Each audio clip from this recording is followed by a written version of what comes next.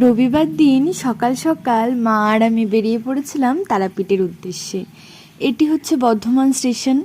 বর্ধমান থেকে আমরা রামপুরহাটের ট্রেন ধরেছিলাম। 7:36-এর গণদেবতা এক্সপ্রেসে করে পৌঁছে গিয়েছিলাম রামপুরহাট স্টেশনে। 2 ঘন্টা 12 মিনিটের মতো সময় লেগেছিল।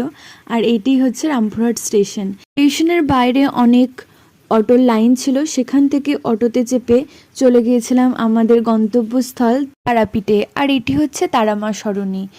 এখান থেকে সোজা হাঁটা পথ মায়ের মন্দিরে যাওয়ার জন্য। তারামা সরণির এই সোজা রাস্তা দিয়ে হাঁটা শুরু করলে দুপাশে দেখা যাবে প্রচুর দোকান, ঠাকুরের কাঁসার বাসনপত্র থেকে শুরু করে সুন্দর সুন্দর ফটো ফ্রেমের দোকান আর মা তারার প্রিয় প্যারা প্রসাদের দোকান, অনেক থাকার হোটেল আর তার সাথে খাবার দোকানের হোটেল। এখান থেকে একটি পুজোর ডালির দোকান থেকে একটি ডালা সংগ্রহ করে চলে গিয়েছিলাম মা তারার দর্শনের জন্য। নেক্সট পার্ট আসছে পরের ভিডিওতে।